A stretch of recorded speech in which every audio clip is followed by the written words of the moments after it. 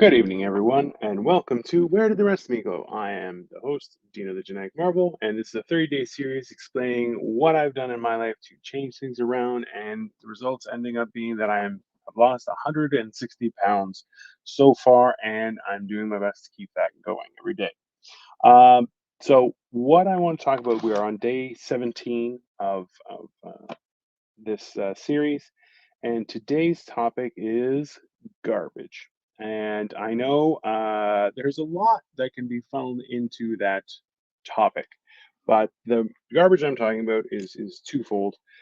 Specifically, to what I've learned was that um, things can be cluttered. We can have a cluttered mind, cluttered heart, a cluttered environment, a lot of things. As you see, I have a bunch of Lego up there. I'm surrounded by clutter too. It's not the end all be all, but it's something that um, bears acknowledging in everything we do.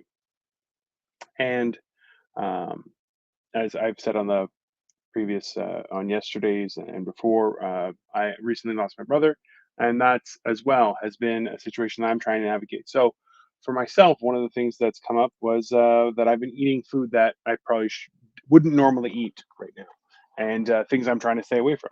That I qualify as well as garbage. And up until now, one of the things that we've mostly talked about has been mindset and how we approach things and our perspective and how we navigate in that fashion, because those are all things in control of on the inside. And over this week and next week, what I'm also going to be touching on will be things that are more related to food and activities as well, to give you an idea of how it works. Hey, Serge, I'm doing good, buddy. How are you doing? So, garbage. Garbage is a weird topic, I know, but one of the things that happened through this. So, I had my father had left me his car, and I used it as a sanctuary because, well, I live with my wife and her parents, and work and this, that, and the other. But that was a private place, and I made it messy, and I had all sorts of crap in there, and then during the pandemic, I didn't drive it, so it stayed in the driveway, and it's a nice car, and it ended up costing me money to fix it and get it back on the road and everything, and I'm happy that I did that. But I've now been very careful to make sure I maintain it and keep it clean, as a sense of while it can still be my sanctuary, the more care I use around it, the more clarity it gives me. And in the same fashion, so uh, the environment, things around you, having that clarity or eliminating refuse, right? That's an easier term than garbage, because I know garbage has a little bit of a harsh context or connotation to it. So if when you eliminate refuse around us, it gives us an ability to be a little more free, or allow us to have extra focus in what we do, which seems small, but it's exponentially more important when the need comes up. So when we need that clarity and we're surrounded by refuse or rubble or garbage, we have a harder time grasping it. Now, yesterday, being a rough day that it was, I met up with a friend, and we reminisced on some old stories, and it was a lot better for us with regards to managing the emotions that we're going through with the loss of my brother. That being said, uh, I willfully indulged in sweets and foods that I wouldn't normally eat because having a hard time, and that's has for decades been my go-to, right? And I had to. Uh, and you know what? He was actually a very great influence on me, and I thanked him because he was like, "Well, why don't you get this salad? Sounds good. Get the salad." And I did, and I felt great. And then I topped it off with a dessert because I'm an idiot. Aha! And the dessert was delicious. It was like coconut key lime pie jar. It was very small, which I really appreciated, because the idea of a large dessert, while I love, is never a good thing. It never goes well. So it was quite small, but it was filled with sugar and stuff.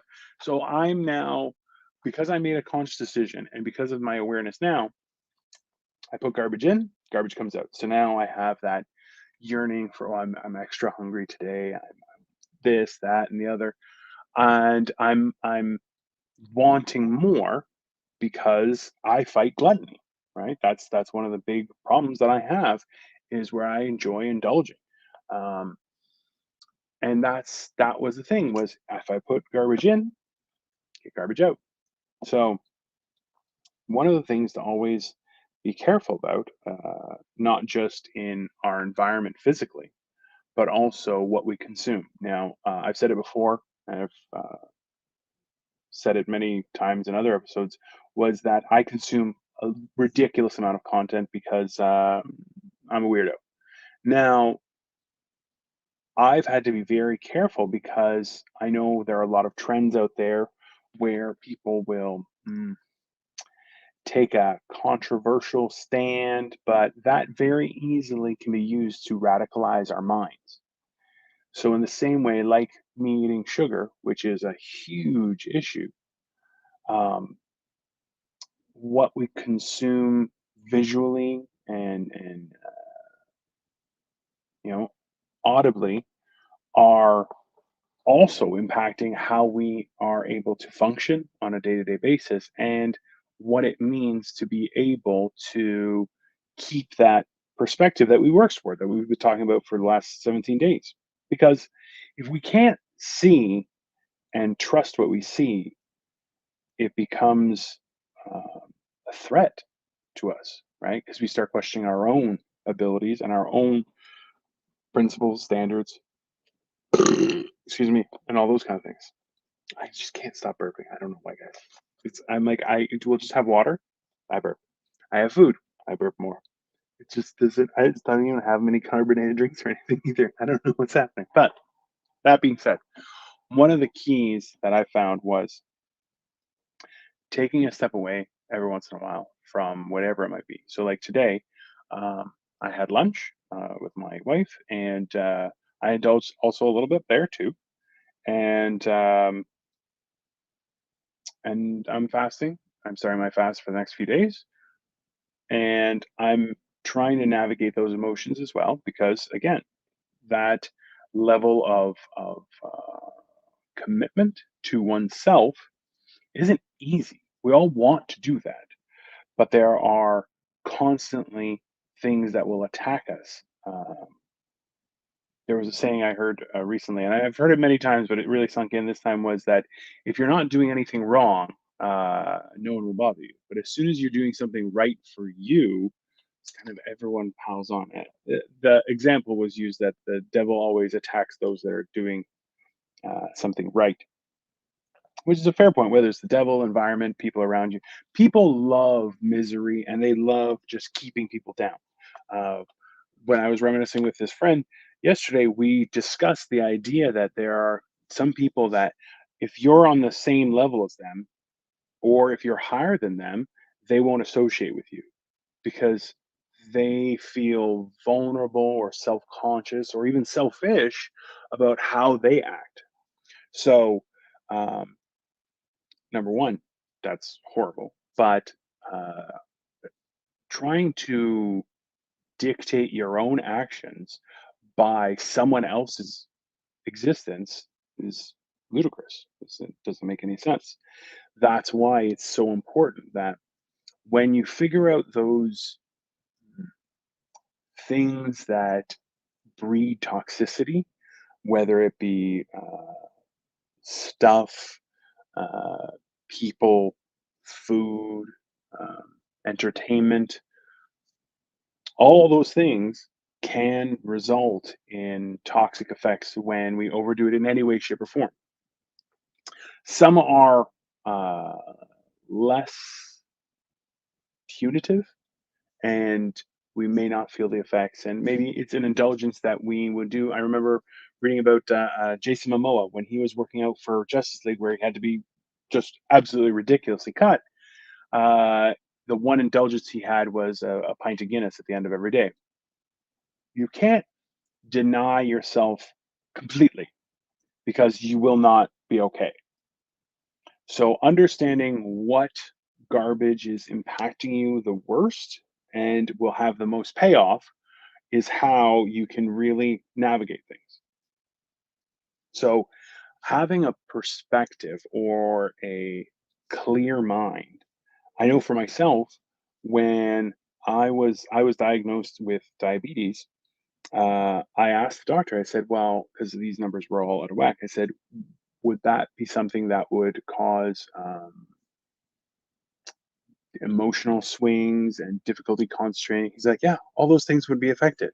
And that was like, "Oh."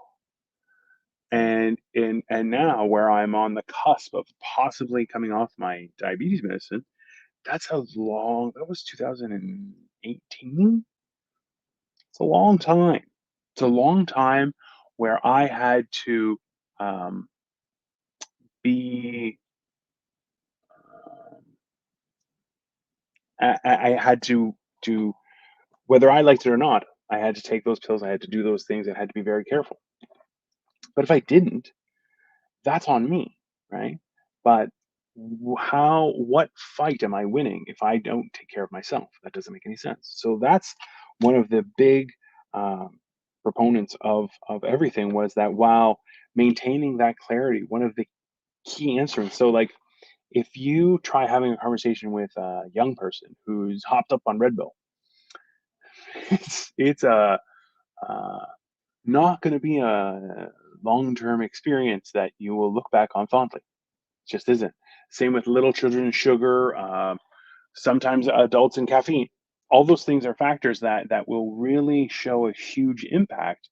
So understanding how our clarity functions, but also too that it's amped up or becomes a more versatile skill set is definitely figuring out how we are being affected and how it is that we can navigate those things to better refine our ability.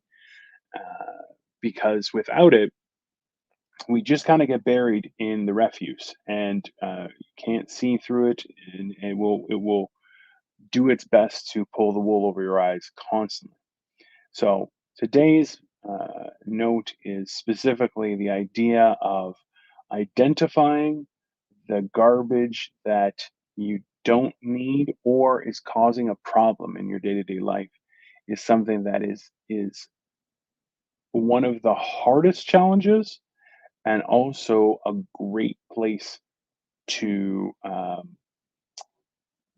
keep yourself accountable and renew constant focus, because without it, it ends up being a situation that you can't navigate through because you'll constantly be, then there's garbage. Think about walking through a hallway where there's these obstacles, right?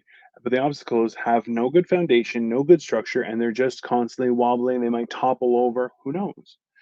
You have to worry about so much more that by eliminating those stressors, you'll find that you'll be able to focus on your path so much more intently that it will give you the ability to far surpass what you thought was even possible for yourself and and to be as an example for others where they're saying going, hey, when you figure that stuff out, like I'm so proud that the past 6 7 months that I've had the car on the road, it has been spotless. And that's a something that I never really thought was important. And I think my parents would be proud that I realized how important it was and that I'm doing my best. um, yeah, that's definitely the message for today was keep focus by understanding your surrounding and eliminating those things that are needlessly punishing you by design. But identify the garbage and get rid of it. That's all for today. If you please can like, share, subscribe this video. If there's somebody you think may benefit, please, I welcome all involvement and comments. I do my best to answer all these questions, but this is the story of how I was able to change things around and so far lose 160 pounds. I'm hoping to lose some more. But as I said, it's a 30-day series, and this coming week we're going to be talking about food, and the following we're going to be talking about some other things like fasting and exercise. John, glad you were able to make it. It is something to think about. It's a time-consuming thought process, but it's definitely something that will benefit. Have a good night, everyone, and I will see you tomorrow at 10 p.m. where I'm back, and we will continue our discussion and trying to find a path to adventure. Have a good night.